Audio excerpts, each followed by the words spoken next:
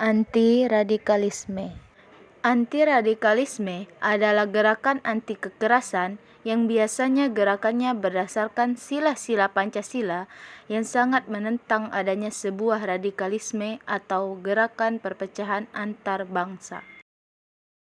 Radikalisme dapat berkembang karena adanya pemikiran bahwa segala sesuatunya harus dikembalikan ke agama walaupun dengan cara yang kaku dan menggunakan kekerasan.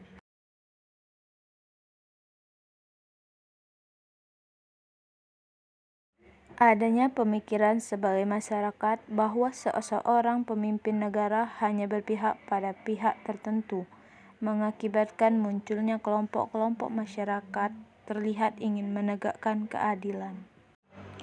Kelompok-kelompok tersebut biasa dari kelompok agama, sosial, maupun politik.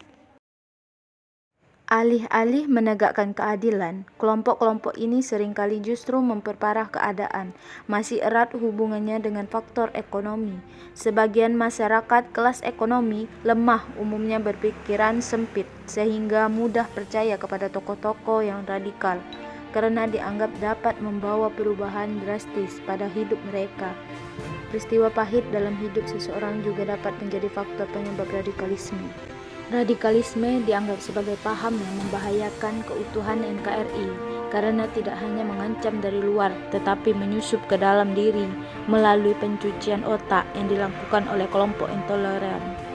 Hasil penelitian LIPI menyatakan bahwa ada 4 penyebab berkembangnya radikalisme di Indonesia, yaitu faktor ekonomi, ideologi, agama, dan politik. Radikalisme memiliki ciri-ciri. Yang pertama, memberikan tanggapan terhadap kondisi yang terjadi dalam bentuk evaluasi, penolakan, perlawanan, bahkan kekerasan.